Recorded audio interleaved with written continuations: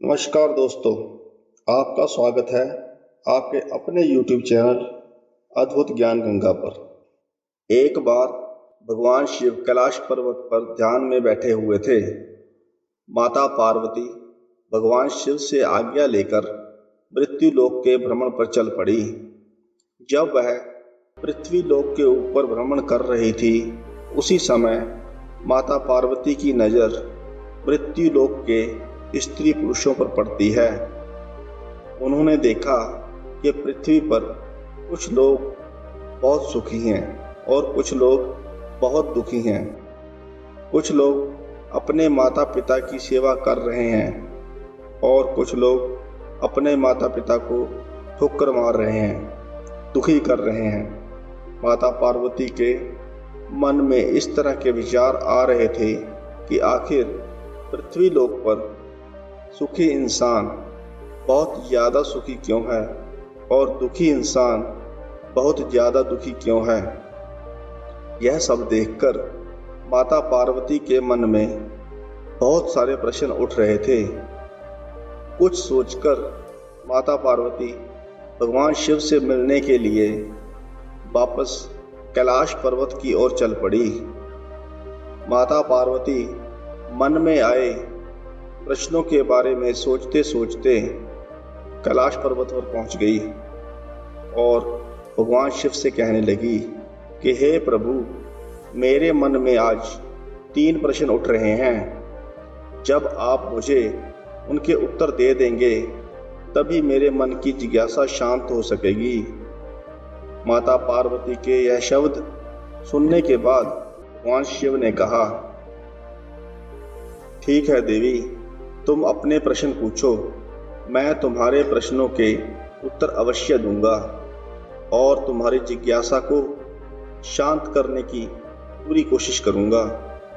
इस तरह भगवान शिव से आश्वासन पाकर माता पार्वती ने कहा कि प्रभु, मेरे 3 प्रश्नों में पहला प्रश्न यह है कि इस दुनिया में सबसे नरम चीज क्या है। दूसरा प्रश्न है कि इस संसार में शरबत से भी मीठा क्या है। मेरा तीसरा और अंतिम प्रश्न है कि इंसान की कौन सी आदत उसे अमीर और कौन सी आदत उसे गरीब बना देती है। भगवान शिव कहने लगे कि देखो पार्वती, तुम्हारे इन प्रश्नों के उत्तर देना आसान नहीं है, क्योंकि यह तो व्यक्ति के अपने नज़रिए पर निर्भर करता है कि वह अपने जीवन की परिस्थितियों को कैसे देखता है। फिर भी मैं तुम्हें एक कहानी सुनाता हूँ। इस कहानी को ध्यान से सुनना। यदि तुमने यह कहानी ध्यान से सुनी तो निश्चित ही तुम्हारे 3 प्रश्नों का उत्तर तुम्हें मिल जाएगा और तुम्हें प्रश्नों के उत्तर से पूरी तरह संतुष्टि प्राप्त होगी। भगवान शिव कहने लगे कि देखो पार्वती, बहुत दिनों पहले की बात है। एक शहर में एक बहुत अमीर सौदागर रहता था। उस सौदागर की 3 पुत्रियां थीं। वह तीनों ही पुत्रियां देखने में बहुत सुंदर थीं। तीनों ही राजकन्याओं की तरह लगती थी। अपनी बात को आगे बढ़ाते हुए भगवान शिव कहते हैं कि पार्वती, एक बार वह सौदागर व्यापार करने के लिए विदेश जाने की तैयारी करने लगा तो उसके मन में विचार आया कि जब मैं वापस आऊँगा तो अपनी तीनों बेटियों के लिए अवश्य कुछ न कुछ लेकर आऊँगा। अब सौदागर मन में सोचने लगा कि मैं अपने तीनों बेटियों के लिए आखिर ऐसा क्या लेकर आऊं जिससे उनको खुशी मिले। जब काफ़ी देर सोचने के बाद भी उसे कुछ समझ नहीं आया तो उसने इसके बारे में अपनी पुत्रियों से ही पूछ लेना ठीक समझा। भगवान शिव कहते हैं कि पार्वती, इस प्रकार मन में विचार करके उस सौदागर ने अपनी तीनों बेटियों को अपने पास बुलाया और सबसे बड़ी बेटी से कहा कि बेटी, तुम मुझसे कितना प्यार करती हो। सौदागर की पूरी बात सुनने के बाद बड़ी बेटी ने उत्तर दिया कि पिताजी, मैं आपको खुद से भी ज़्यादा प्यार करती हूँ। सौदागर बड़ी बेटी की यह बात सुनकर कि मैं आपको खुद से भी ज़्यादा प्यार करती हूँ, सौदागर बड़ा खुश हुआ और वह अपनी सबसे बड़ी बेटी से पूछने लगा कि बेटी, मैं बाहर जा रहा हूँ, बताओ तुम्हारे लिए क्या लेकर आऊँ।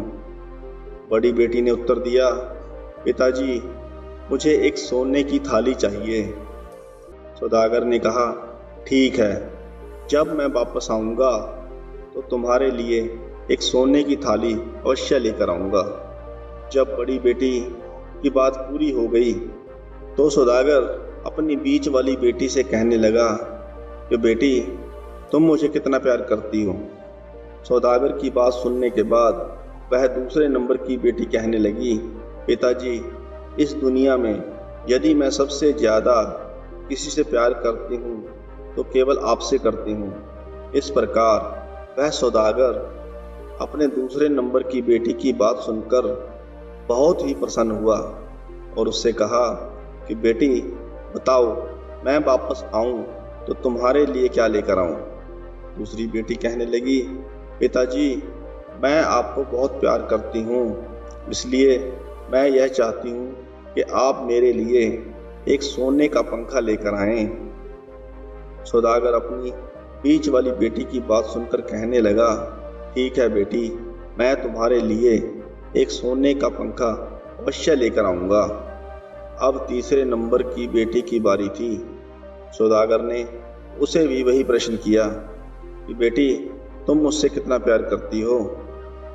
छोटी बेटी ने सौदागर की बात सुनकर जवाब दिया कि पिताजी, मैं आपको नमक के बराबर प्यार करती हूँ। भगवान शिव कहते हैं, पार्वती, अपनी छोटी बेटी की बात सुनकर सौदागर एकदम से क्रोधित हो गया और कहने लगा कि तुम मुझे नमक के बराबर प्यार करती हो, अर्थात तुम्हारे जीवन में मेरा कोई महत्व नहीं है। अगर तुम ऐसा समझती हो तो ठीक है, मैं तुम्हारे लिए कुछ भी लेकर नहीं आऊँगा। इस प्रकार से वह सौदागर अपनी तीनों बेटियों की बात सुनकर व्यापार करने के लिए विदेश चला जाता है। कुछ समय के बाद वह सौदागर जब वापस आया, बड़ी बेटी के लिए वह सोने की थाली लाया, बीच वाली बेटी के लिए सोने का पंखा लेकर आया, लेकिन अपनी तीसरी और सबसे छोटी बेटी, जो अपने माँ बाप को नमक के बराबर प्यार करती थी, उसके लिए वह कुछ भी लेकर नहीं आया। फिर भगवान शिव कहते हैं कि पार्वती, पहली और दूसरी बेटी अपना अपना तोहफा पाकर बहुत ही खुशी जाहिर कर रही थी और बहुत ही प्रसन्न थी, लेकिन तीसरी और सबसे छोटी बेटी, जिसके लिए कुछ भी नहीं आया था, वह बिल्कुल भी दुखी नहीं थी और वह बेटी भी उतनी ही खुश थी जितनी दोनों बड़ी बेटियां खुश हो रही थी।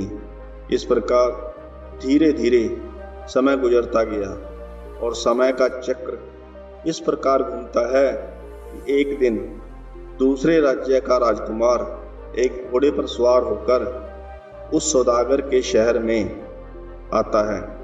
इत्तेफाक से वह राजकुमार उस सौदागर के घर के पास आकर खड़ा हो जाता है। उस राजकुमार की निगाह उस सौदागर की सबसे छोटी बेटी पर पड़ती है। उसे देखकर राजकुमार के मन में उससे शादी करने का विचार आ जाता है। उस दिन वह सौदागर अपनी बेटियों के साथ अपने घर पर ही था। राजकुमार अपने मन में विचार करता हुआ सौदागर के पास पहुंच गया। उसने सौदागर से कहा कि मैं तुम्हारी सबसे छोटी बेटी से शादी करना चाहता हूँ।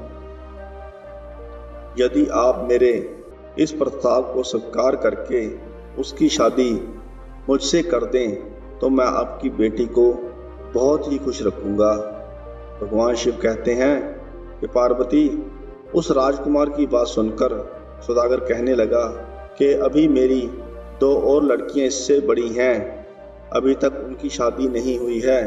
सबसे पहले मैं बड़ी लड़कियों की शादी करूँगा, उसके बाद इस सबसे छोटी बेटी की शादी होगी।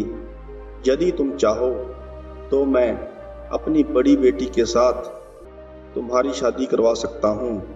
जब राजकुमार ने उस सौदागर की बड़ी बेटी को देखा तो कहने लगा, ठीक है, मैं तुम्हारी बड़ी बेटी को अपने साथ ले जाना चाहता हूँ। सबसे पहले उसे मैं अपने माता पिता को दिखाऊंगा। यदि मेरे माता पिता हाँ कर देंगे तो फिर मैं आपकी बड़ी बेटी के साथ शादी कर लूँगा, नहीं तो मैं 2 दिनों के अंदर आपकी बेटी को वापस आपके घर पर छोड़ दूँगा। भगवान शिव कहते हैं, पार्वती इस प्रकार से राजकुमार की बात सुनकर सौदागर ने राजकुमार के साथ में जाने के लिए अपनी बड़ी बेटी को आज्ञा दे दी। राजकुमार लड़की को लेकर अपने घर पहुंचा। जब वह दोनों घर के अंदर पहुंचे तो सौदागर की बेटी ने देखा कि घर के अंदर के कमरे बहुत ही सुंदर थे। राजकुमार ने उसे एक कमरे में एक आसन पर बैठने के लिए कहा। भगवान शिव कहते हैं, पार्वती अब इस बात पर गौर करना कि उस राजकुमार ने सौदागर की बड़ी बेटी को एक बहुत ही सुंदर एवं बहुत ही नरम आसन पर बैठाया और दासी को सौदागर की उस बड़ी बेटी के लिए एक गिलास शरबत लाने के लिए कहा। राजकुमार की बात सुनकर सौदागर की बड़ी लड़की उस नरम आसन पर बैठ गई। राजकुमार के अनुरोध पर जैसे ही उसने शरबत का गिलास अपने मुंह से लगाया तो उसका मन पूरी तरह से प्रफुल्लित हो गया। उस सौदागर की बेटी ने शरबत पिया। शरबत समाप्त होने पर राजकुमार कहने लगा कि एक बात बताओ, क्या आज से पहले कभी तुम इतने नरम आसन पर बैठी थी और क्या कभी तुमने इतना बढ़िया शरबत पिया था? सौदागर की बेटी कहने लगी कि नहीं, मैं इतने नरम आसन पर कभी नहीं बैठी और ना ही कभी मैंने इतना स्वादिष्ट शरबत पिया। सौदागर की बड़ी बेटी की बात सुनकर राजकुमार कहने लगा कि इस तरह का उत्तर रानी होने के योग्य नहीं हो सकता, इसलिए मैं तुम्हारे साथ विवाह नहीं करूँगा। मैं तुम्हें तुम्हारे पिता सौदागर के पास छोड़कर आता हूँ। भगवान शिव कहते हैं, पार्वती इस प्रकार से वह राजकुमार उस सौदागर की बड़ी बेटी को घोड़े पर बिठाकर उसके घर पर वापस छोड़ने पहुँच जाता है। वह सौदागर से कहता है कि मैंने आपकी पुत्री से कुछ प्रश्न पूछे और यह मेरे प्रश्नों का सही उत्तर नहीं दे सकी। मैं तुम्हारी इस बड़ी बेटी के साथ शादी नहीं कर सकता क्योंकि यह रानी बनने के योग्य नहीं है। सौदागर कहने लगा कि ठीक है, तो तुम मेरी दूसरी बेटी के साथ विवाह कर लो। अब राजकुमार दूसरी बेटी को लेकर अपने महल में आया। उसे सुंदर और नरम आसन पर बैठाकर शरबत पिलाया। उसके बाद राजकुमार ने उससे भी वही प्रश्न किया कि एक बात बताओ, क्या आज से पहले कभी तुम इतने नरम आसन पर बैठी थी और क्या तुमने कभी इतना बढ़िया शरबत पिया था? दूसरी बेटी ने भी वही उत्तर दिया जो पहली बेटी ने दिया था कि ना तो मैं इतने नरम आसन पर कभी बैठी हूँ और ना ही कभी मैंने इतना बढ़िया शरबत पिया है। राजकुमार ने कहा कि तुम रानी बनने के योग्य नहीं हो। इस प्रकार से राजकुमार सौदागर की दूसरी बेटी को भी उसके घर छोड़ने पहुंच गया। भगवान कहते हैं कि पार्वती इस बार राजकुमार सौदागर से इजाज़त लेकर उस सौदागर की तीसरी बेटी को लेकर अपने महल में पहुंचा और उस राजकुमार ने उस सौदागर की तीसरी बेटी को भी उसी नरम आसन पर बिठाया और शरबत पिलाया। जब उस लड़की ने शरबत पी लिया तो राजकुमार कहने लगा कि एक बात बताओ, क्या आज से पहले कभी तुम इतने नरम आसन पर बैठी थी और क्या तुमने कभी इतना बढ़िया शरबत पिया था? भगवान शिव पार्वती से कहने लगे, पार्वती, अब तुम्हारे प्रश्न का उत्तर तुम्हें मिलने वाला है, इसलिए सो मत जाना। मेरी कहानी को ध्यान से पूरा सुनो। भगवान शिव कहने लगे, पार्वती, राजकुमार की इस बात को सुनकर सौदागर की तीसरी बेटी हंसकर कहने लगी कि राजकुमार, तुम्हारा पहला प्रश्न है कि क्या मैं आज से पहले कभी इतने नरम आसन पर बैठी हूँ? तो मेरा उत्तर है कि हाँ, मैं इससे पहले भी नरम आसन जो कि माँ की गोद का होता है, मैं उसमें झूली हूँ। तुम्हारा दूसरा प्रश्न है कि जो शरबत तुमने मुझे पिलाया है, क्या उससे भी स्वादिष्ट और मीठा शरबत मैंने कभी पिया है? तो हाँ, तुम्हारे इस शरबत से ज़्यादा मीठा और स्वादिष्ट माँ का दूध होता है, जो मैंने बहुत पहले पिया है। इस प्रकार वह राजकुमार अपने प्रश्नों के उत्तर जानने के बाद पूरी तरह संतुष्ट हो गया और उसने सौदागर की उस तीसरी लड़की के साथ विवाह किया। विवाह के समय पर उसने बड़े अच्छे अच्छे पकवान बनवाए, सौदागर को भी बुलाया तो सौदागर के सामने बड़े ही स्वादिष्ट भोजन परोसे गए, लेकिन उसमें सब कुछ मीठा ही था, उसमें नमक बिल्कुल नहीं था। अब सौदागर जो भी सब्जी खाने की कोशिश करता, उस सब्जी में बहुत ही ज़्यादा मेवे पड़े थे। सब्जी में किसी प्रकार की कोई कमी नहीं थी, लेकिन कमी थी तो केवल एक नमक की कमी थी। वहाँ बिना नमक की जो सब्जियाँ थी वह खास तौर पर सौदागर की तीसरी बेटी ने अपने पिताजी के लिए ही बनाई थी। भगवान शिव कहते हैं, पार्वती, अब वह सौदागर एकदम से क्रोधित हो गया और उसने राजकुमार को बुलाया और कहा कि यह कैसी दावत है, किसी भी सब्जी में नमक नहीं है, बताओ बिना नमक के सब्जी का स्वाद क्या होगा? सौदागर की बात सुनकर राजकुमार कहने लगा कि यह सब्जियां आपके लिए आपकी बेटी ने ही बनाई हैं। सौदागर ने अपनी तीसरी बेटी को बुलाया और कहने लगा कि तुमने इन सब्जियों में नमक बिल्कुल नहीं डाला है, अब तुम ही बताओ कि नमक के बिना इसमें क्या स्वाद है? सौदागर की तीसरी बेटी कहने लगी, पिताजी, एक बार आपने मुझसे पूछा था कि मैं आपको कितना प्यार करती हूँ, तब मैंने आपसे कहा था कि मैं आपको नमक के बराबर प्यार करती हूँ। यह सुनकर आपने मेरा बहुत अपमान किया। आज आपको उसी नमक की आवश्यकता पड़ रही है, क्योंकि बिना नमक के सब्जी में कोई स्वाद नहीं आ सकता। चाहे सब्जी में नमक के स्थान पर कितना भी मेवा मिला दो, लेकिन जब तक नमक नहीं होगा तब तक वह सब कुछ बेकार है। बिना नमक के सब कुछ बेकार होता है। इसलिए पिताजी, मैंने आपसे कहा था कि मैं आपको नमक के बराबर प्यार करती हूँ। आज आपके सामने इतने सारे मेवा मिष्ठान रखे हुए हैं, उन सब को छोड़कर यदि आपने याद किया तो केवल उस नमक को याद किया, जिसके बिना सारा रंग फीका है, सारा स्वाद फीका है। इस प्रकार उस सौदागर को अपनी गलती पर बहुत पश्चाताप हुआ और फिर उसने अपनी बेटी को अपने गले से लगा लिया। सौदागर बोला, बेटी, वास्तव में तुम मुझसे बहुत ज़्यादा प्यार करती हो, इतना कोई नहीं कर सकता। भगवान कहते हैं, पार्वती, तुम्हारे 2 प्रश्नों का उत्तर तो तुम्हें मिल चुका है। अब तुम्हारा तीसरा प्रश्न था कि कौन सी आदत इंसान को गरीब और कौन सी आदत इंसान को अमीर बना देती है। यह ध्यान से समझ लो कि उस सौदागर की 3 बेटियां थीं। 2 बेटियां सौदागर को जान से भी ज़्यादा प्यार करती थी। यह तीसरी बेटी नमक के बराबर प्यार करती थी, यानी माँ बाप से असली प्यार, माँ बाप की असली सेवा तीसरी बेटी करती थी। और उन 2 लड़कियों को तो केवल सोने की थाली और सोने का पंखा ही मिला। तीसरी लड़की अपने माँ बाप से सच्चा प्यार करती थी। उनकी सच्ची सेवा करती थी। इसी वजह से इसकी शादी एक राजकुमार के साथ में हुई।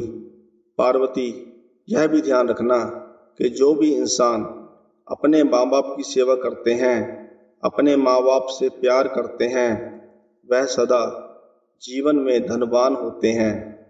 जो अपने माँ बाप का अनादर करते हैं, जो अपने माँ बाप से सच्चा प्यार नहीं करते, जो अपने माँ बाप की सेवा नहीं करते, उनके पास लक्ष्मी कभी नहीं जाती। उस घर से लक्ष्मी दूर चली जाती है। उनका जीवन हमेशा कष्टों में गुजरता है। इस कहानी में हम सब के लिए एक संदेश दिया गया है कि माँ बाप के चरणों में स्वर्ग होता है। माँ बाप से सच्चा प्यार करना चाहिए, माँ बाप की सच्ची सेवा करनी चाहिए।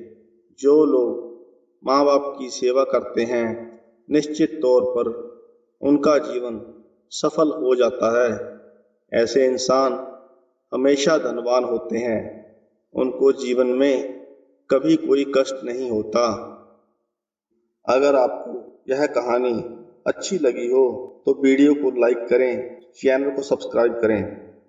कहानी को अंत तक सुनने के लिए आपका धन्यवाद।